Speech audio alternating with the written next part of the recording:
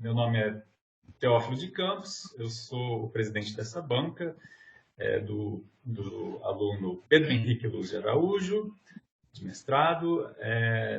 Ele vai fazer uma apresentação agora, que deve durar não mais que meia hora, e depois vai ter a arguição, né, começando pelo professor Alexandre Rademacher, que é da IBM e da FGV no Rio de Janeiro, e depois passando para o membro interno, o Tiago de Faleiros,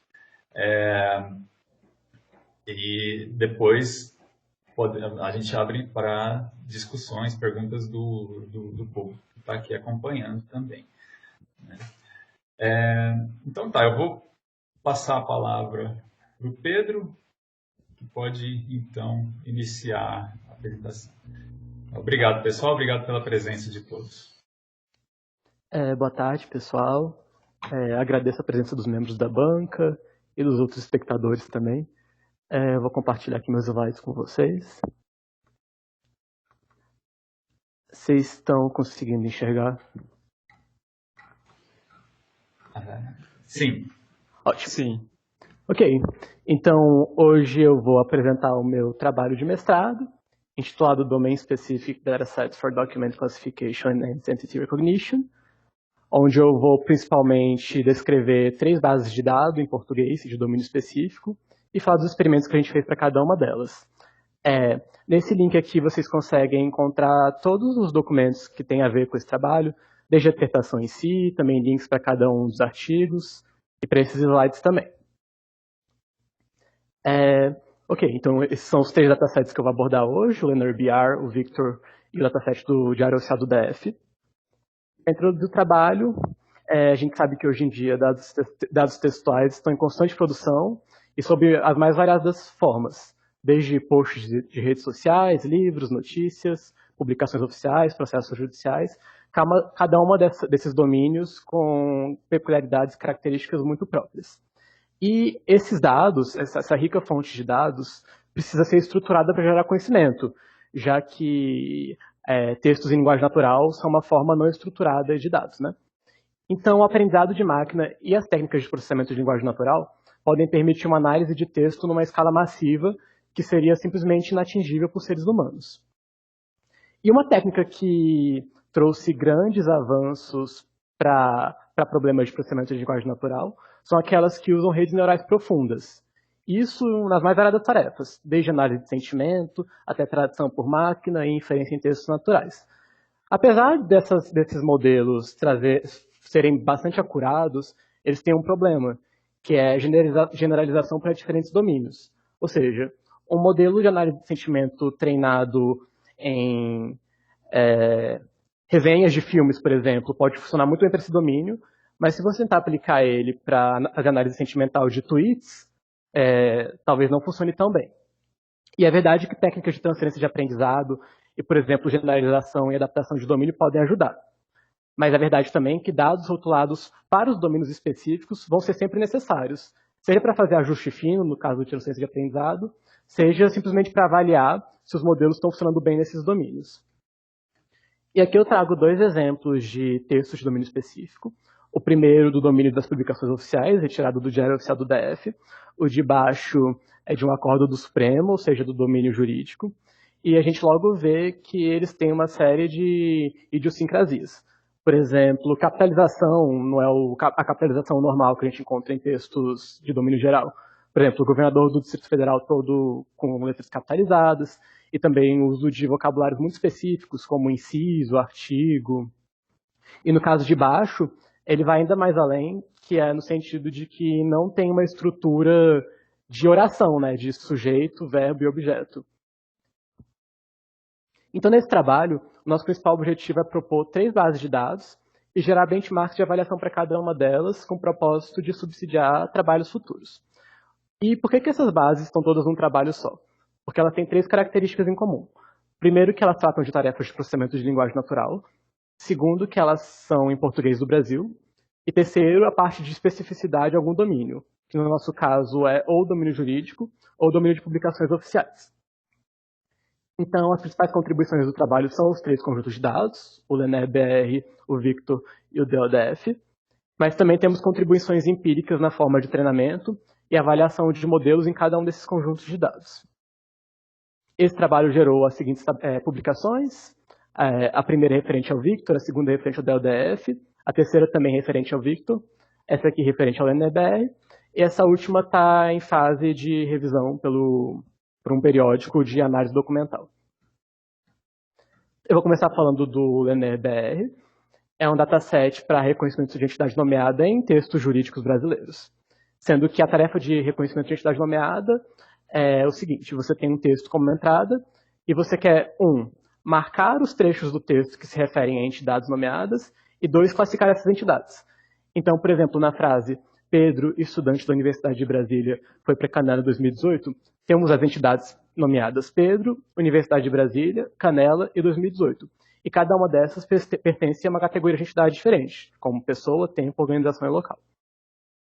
Os dados do LNRBR foram retirados de 70 documentos jurídicos, que incluem acórdãos de tribunais superiores e estaduais, leis e portarias, com anotações manuais de entidades, totalizando mais de 318 mil tokens, sendo que destes, um pouco mais de 44 mil pertencem a entidades.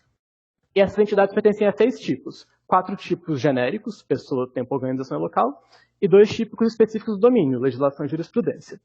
Todos esses documentos foram divididos entre mim e 2 anotadores, e após anotarmos, eu revisei tudo, baseando no meu conhecimento sobre o direito por causa da minha graduação. Certo. E para fazer o benchmark nesses dados, a gente escolheu um modelo SHA-BLSTM-CRF para modelar nos dados. E aqui está a primeira parte do modelo, que é como a gente consegue chegar na representação de cada palavra. A gente concatena uma representação de um vetor de palavra pré-treinado, que no caso a gente usa o GloVe, com uma representação aprendida a partir de uma rede recorrente bidirecional com base nos caracteres de cada palavra.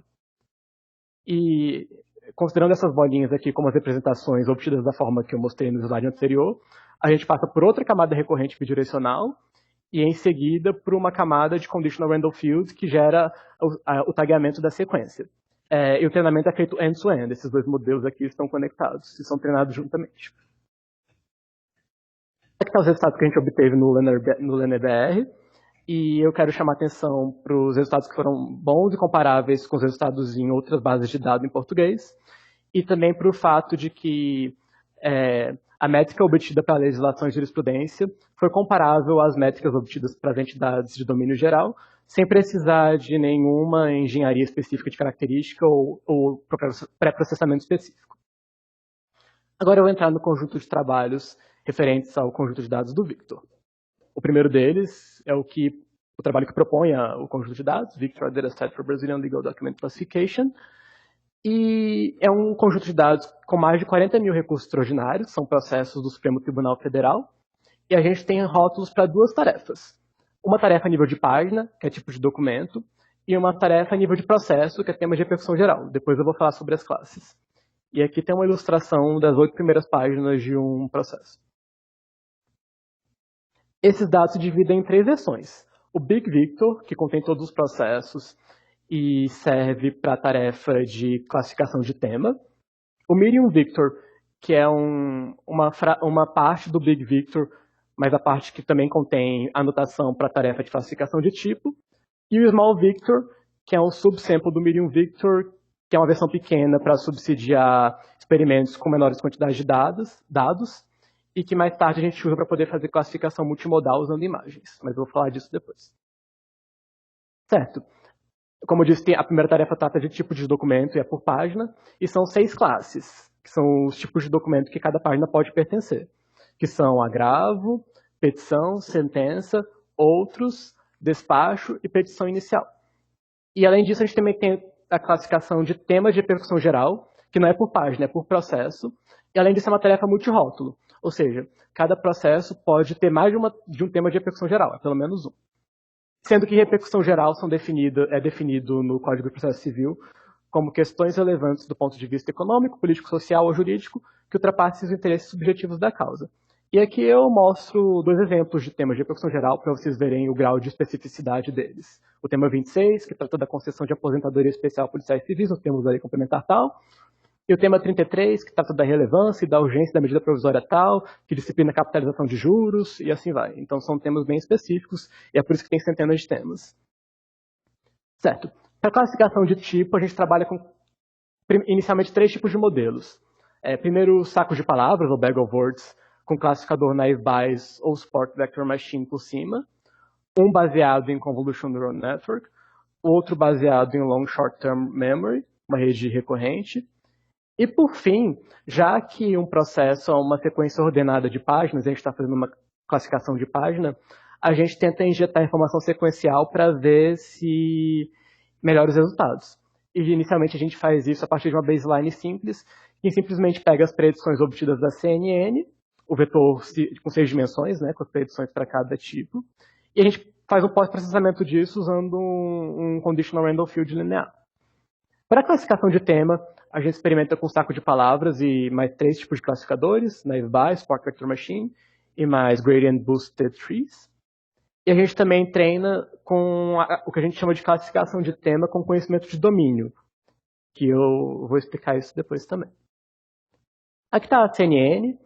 Eu não vou entrar em muito detalhe por conta do tempo, mas eu quero mostrar que tem 3 tipos de filtros de tamanhos diferentes, para poder tratar de tamanhos diferentes de n-gramas. Aí passa por maxpool, concatena, outro maxpool, por final um flattering, 2 camadas lineares, sendo que a última gera as predições a partir de uma função softmax. Aqui está o modelo baseado em LSTM que a gente usa, então é um LSTM bidirecional, e no final uma camada linear com softmax, padrão para gerar predições. E aqui estão os resultados de classificação de tipo, tanto no medium Victor quanto no small Victor. O que eu vou chamar a atenção aqui é que no medium Victor, os modelos neurais foram melhores que os bag of words, tanto na média ponderada quanto na média aritmética, sendo que tanto a CNN e o BLSTM se comportaram de maneira próxima, né, com resultados próximos. Mas no small Victor, que tem menos dados, o SVM acabou superando na média aritmética os modelos baseados em aprendizado profundo.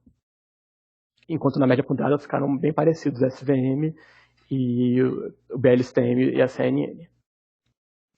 Aqui essa tabela mostra o efeito de fazer o pós-processamento por CRF, e a gente vê que esse pós-processamento ajudou muito, melhorando a média aritmética da CNN em 6% no caso do medium Victor e em 2% no caso do small Victor, só fazendo um pós-processamento muito simples, só nas predições da CNN. E essa tabela aqui, eu vou mostrar só o resultado agregado, trata da classificação de tema, e Gradient Boosted Tree superou todos os outros classificadores nas 3 versões do dataset. Certo. O que eu disse sobre classificação de tema usando domínio específico. Tinha-se a intuição de que as páginas pertencentes à classe outros eram menos informativas. Então a gente testou treinar com classificador de temas apenas nos processos, filtrando essas páginas da classe outros, e avaliar para ver se melhorava o resultado ou não. E com base nos nossos experimentos a gente concluiu que não, que é melhor você usar todas as páginas, mesmo as classificadas como outros, ao contrário da intuição inicial. Agora eu vou entrar no segundo trabalho também do Victor, Topic Modeling Brazilian Supreme Court Lawsuits. E esse trabalho trata de uma tarefa de modelagem de tópicos, que é uma tarefa não supervisionada, ou seja, ela dispensa a anotação, e isso é muito bom porque a anotação é caro. E ela permite organização e exploração de quantidades massivas de dados, não só texto, é uma técnica também usada, por exemplo, no domínio da bioinformática. E ela encontra tópicos latentes presentes em uma coleção de documentos, sendo que tópicos são distribuições de palavras. Então, por exemplo, se você, após treinar um modelo de tópicos, você encontra que um documento X tem um tópico onde as palavras escola, professor, livro, são muito prováveis, você pode inferir que esse documento provavelmente trata de educação, por exemplo. Para avaliar a qualidade dos tópicos obtidos, a gente faz uma análise qualitativa nos modelos de 10 e 30 tópicos, examinando os tópicos individualmente e rotulando de que assunto eles estavam tratando. E uma análise quantitativa, com uma quantidade mais variável de tópicos e modelos, onde a gente usa a distribuição de tópico como entrada para um modelo que classifica tema de repercussão geral, e a gente usa os resultados obtidos como uma avaliação por proxy da qualidade dos tópicos que a gente obteve. E os dados que a gente usa são os dados do Big Victor. O modelo que a gente escolheu para obter esses tópicos é a alocação de Dirichlet latente, que é um modelo padrão para modelagem de tópico. E ele supõe que para cada documento tem uma distribuição de tópicos θ, gerado por uma distribuição de Dirichlet parametrizada por alfa, sendo que a alfa é um hiperparâmetro, alfa e beta são hiperparâmetros. Cada tópico tem uma distribuição de palavras φ, gerada por outra distribuição de Dirichlet, parametrada por beta. E cada palavra de cada documento é gerada, primeiro escolhendo um tópico da distribuição de tópicos do documento, em seguida escolhendo uma palavra para o tópico que foi sorteado. Isso para cada palavra de cada documento. Então, o aprendizado consiste justamente em inferir essas distribuições, as distribuições de cada documento e as distribuições de cada tópico, e isso é feito por meio de métodos variacionais. E para classificar tema de repercussão geral usando a representação de tópicos, a gente usa Gradient Boosted Trees, e a gente compara com essa representação com representações tradicionais envolvendo sacos de palavras ou bags of words. Aqui está a tabela de 10 tópicos. A gente, para cada tópico, analisou as palavras mais relevantes e, com base nisso, a gente atribuiu um rótulo para cada um desses tópicos.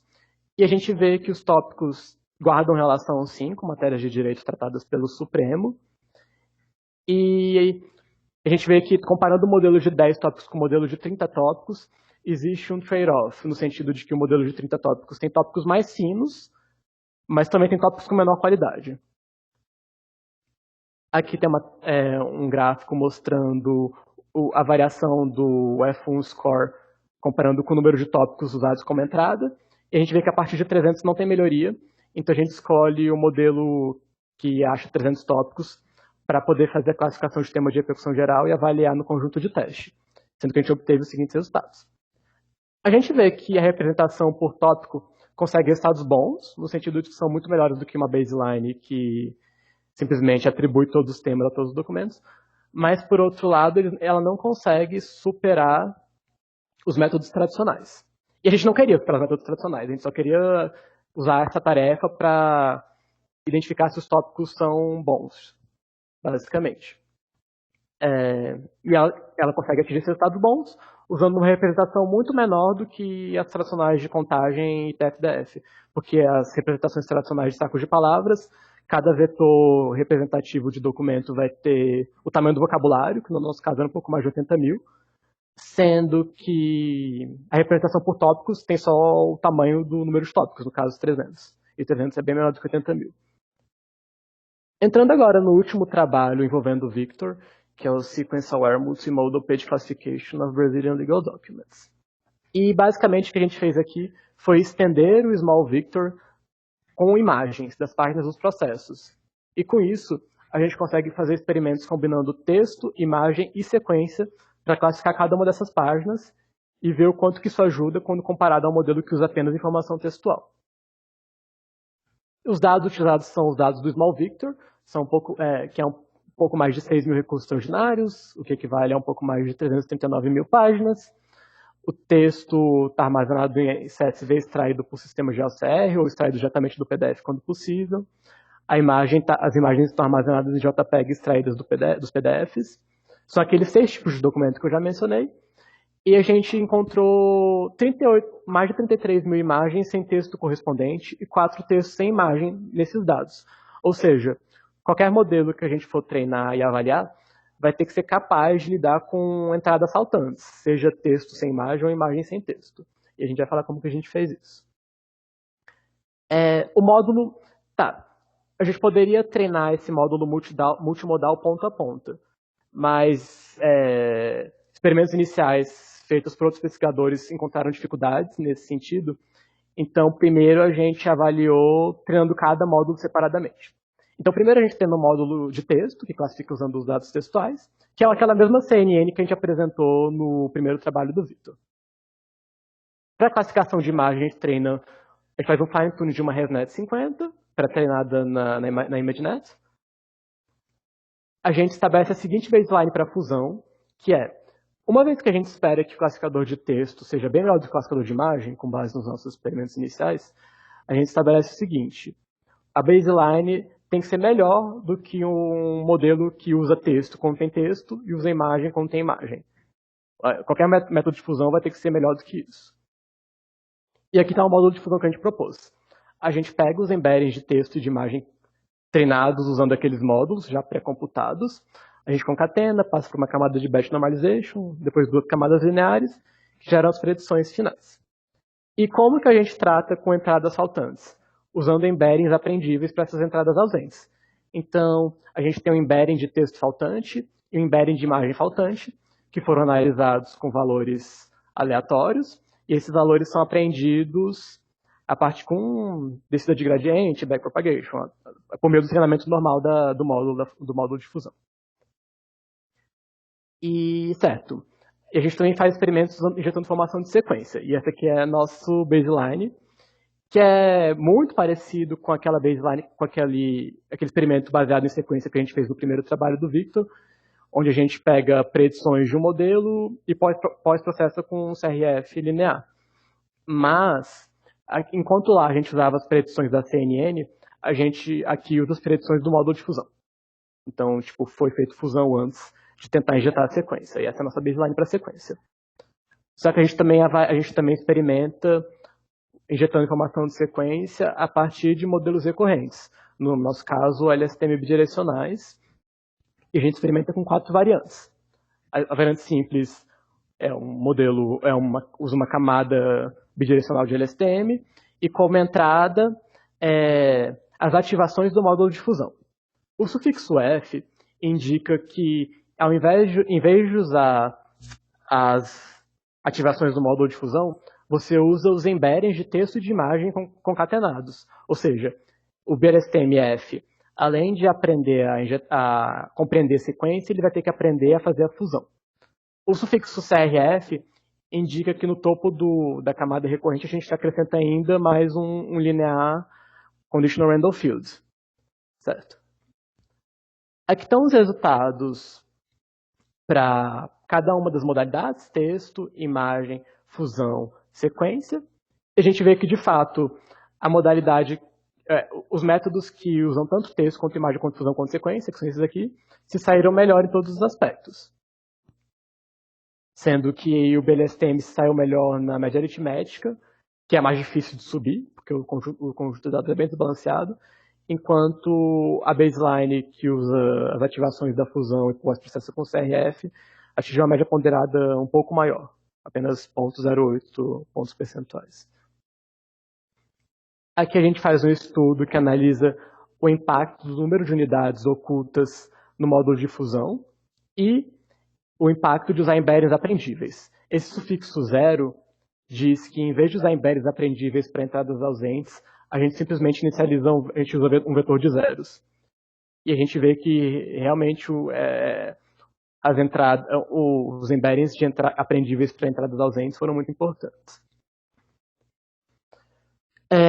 Aqui tem um estudo que avalia se de fato a fusão é importante e como que a gente faz isso. Primeiro, esse HCW e HC são variantes daquele modelo híbrido que usa texto se tiver texto e imagem se tiver imagem. E como eu disse, o módulo de fusão teria que sair melhor do que ele, e de fato sai. Quando você, comparado ao módulo de fusão, os resultados caem bastante. E aqui a gente compara o módulo de fusão com um módulo de fusão que não usa ativação de imagem. Ou seja, em vez de você passar as representações das imagens, você passa um vetor de zeros. Ou na verdade você usa... Como é que é? Certo, você ignora a entrada de imagem. Você usa ou um embedding aprendível de imagem faltante ou um vetor de zeros. E e um módulo de fusão que usa tanto as duas entradas se sai melhor, o que mostra que a fusão em si é importante. Que qualquer melhoria que o módulo de fusão encontrou não foi só um artefato de um treinamento diferente ou de um número de parâmetros diferentes. Aqui está a comparação das 4 variantes que usa uma rede recorrente. A gente vê que as redes recorrentes que aprendem a fazer fusão também se saem melhores do que as que usam a ativação do módulo de fusão como entrada. E, contraintuitivamente, o BLSTM-F CRF saiu pior do que o BLSTM-F. E isso, no caso, pode ser um artefato da quantidade limitada de épocas de treinamento, que a gente delimitou como 20, e também pela falta de buscas extensivas por hiperparâmetros, por conta das nossas limitações computacionais. Para encerrar agora, eu vou falar do último conjunto de dados que a gente propôs, que são os conjuntos de dados do Diário Oficial do DF. Contém textos do DF rotulados, com rótulos para o órgão de origem de cada texto, mas também textos não rotulados. E o fato de ter samples rotulados e não rotulados é ideal para que a gente teste uma técnica de transfer de aprendizado, que é o LM-FIT, que faz uso de samples não rotulados, que a gente vai explicar também. Certo.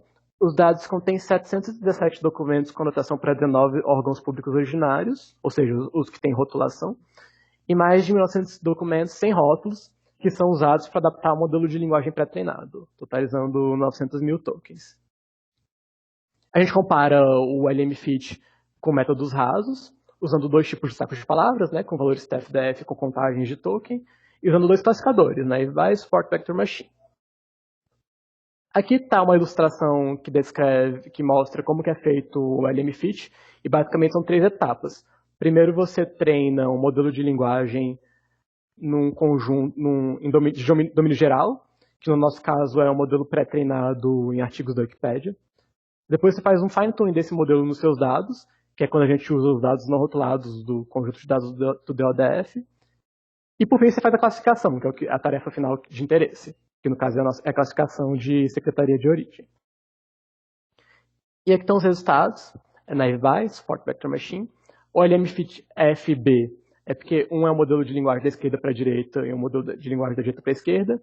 E F mais B é um ensemble dos dois, somando as predições e fazendo uma média das predições dos unidirecionais. E a gente vê que, embora o LM-FIT seja um modelo de transferência de aprendizado, baseado em aprendizado profundo, estado da arte, ele consegue resultados melhores de ponderado e acurácia, mas o modelo SVM, que é super simples e rápido de treinar, consegue um F1 médio melhor e F1 ponderado de acurácias muito próximos. Então, para concluir, um dos principais desafios de pesquisa em processamento de linguagem natural é o treino de modelos que generalizam bem. E por isso que dados anotados de diferentes domínios são importantes, para subsidiar esforços nesse sentido e também para permitir que modelos sejam avaliados em diferentes domínios. E por isso hoje a gente apresentou 3 novos conjuntos de dados de domínios específicos em português e treinamos e avaliamos diferentes modelos, usando cada um deles, para poder subsidiar esforços futuros nesse sentido de avaliação de generalização de modelos em textos portugueses de diferentes domínios. Nós elencamos os seguintes achados como contribuições empíricas. Primeiro que no caso do LeNair-BR, um modelo BLSTM-CRF é capaz de reconhecer tanto entidades específicas de domínio quanto entidades gerais, sem precisar de pré-processamento específico ou engenharia de características. A gente também identificou que modelos sacos de palavras conseguem atingir resultados comparáveis aos modelos de aprendizado profundo, principalmente em conjuntos pequenos, que é o caso do Small Victor e do Diário Oficial do DF.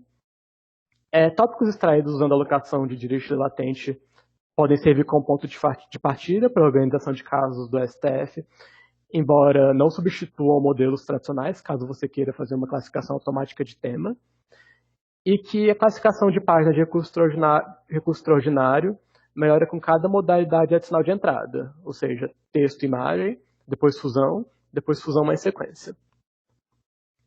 E a gente acha importante também falar das limitações do trabalho. Primeiro que os modelos que a gente treinou foram apenas para apoiar e encorajar trabalhos futuros. Ou seja, até por uma questão de limitação de poder computacional, nós não fizemos buscas extensivas por IP-parâmetros em modelos de aprendizado profundo, o que talvez explique a performance lacking abaixo do esperado do LM-FIT, por exemplo. E a gente acha que um dos possíveis dias de trabalho futuro é treinar modelos mais recentes, como, por exemplo, baseados em transformers ou em word embeddings contextuais, com buscas de parâmetros mais extensas. Em segundo lugar, o nosso sistema multimodal, como eu disse, foi treinado cada módulo separadamente. E como o modelo que foi melhor aprendia tanto a fazer fusão quanto a injetar informação sequencial, a gente imagina que o treino ponta a ponta pode fazer diferença e melhorar os resultados. E, por fim, os documentos dos nossos conjuntos de dados não foram anotados por mais de uma pessoa, e por isso não é possível calcular a métrica de concordância entre anotadores.